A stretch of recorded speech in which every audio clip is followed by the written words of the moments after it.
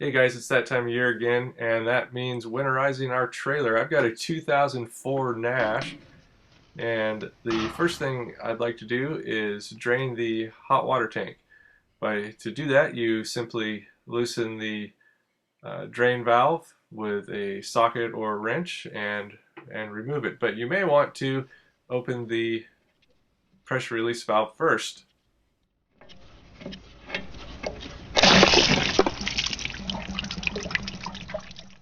Surprise, nothing like getting sprayed with water.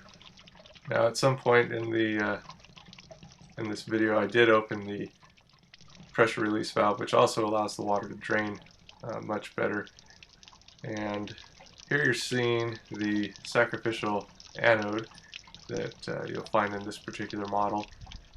And it is probably okay, but I think I am going to replace it. They're rather inexpensive, and since I bought this trailer used, I'm not really sure how old it is to begin with. So, simple process, let the water drain, and then you can move on to the next step. Okay, so the next thing to do will be to blow out the water lines with air. Now, my manufacturer recommends nothing above 40 psi for any water coming into the system, so I would assume that would be the same for air. I've actually gone on the safe side and set my air compressor for 25 psi, but definitely something to be aware so you don't ruin your water lines. For that, we have acquired a blowout plug, which connects to your city water, or if you have a flush system for your black water tank, it also will hook to that. So it's only $8.89 at the local RV supply store here. Okay, I've hooked the compressor up to the black tank flush system. I'll let that run for a couple minutes to clear those lines. Be sure not to overpressurize your holding tank. I've opened the toilet. You can also open the gate valve to your black tank drain system, and that will work as well. Okay, now it's time to pressurize the city water side of things. And first thing you'll hear is the gurgling from the hot water tank. After that has expelled any water, put the plug back in, and then you'll go inside and open the faucets on the cold water and hot water side of things. Okay, now that we have pressure on the water line, we can open the valves and make sure all of the water has been purged out of the system. It's going to spit and sputter, and basically just do it until you see very little water coming out of it, and you'll do that for the cold water. Close it, and then turn on the hot water, and let it go through the same process. Don't forget to do all of your faucets and your toilet, flush your toilet until you hear air coming through. And your shower.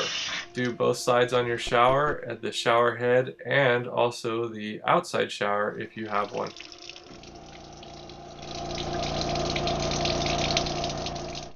Okay, now in preparation to add the antifreeze, we have to do a couple things. One, we are going to isolate the hot water tank so we are not pumping 5 gallons or however big your water tank is into the tank.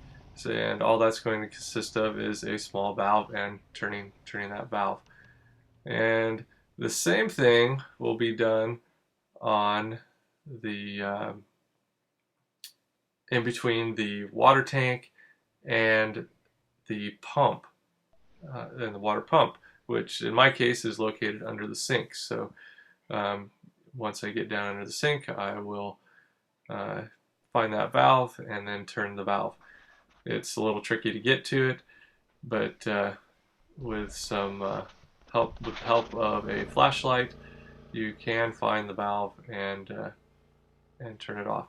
There's also, in my particular case, a low point, 2 valves that are supposed to be low point drains, and those are not in the video, but they're back behind where we're looking right now. And just be sure to check your manufacturer to see if to make sure that it's all drained out.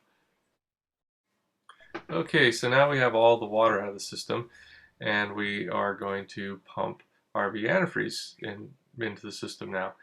And we've turned the valves, we've isolated things, and now it's time to turn your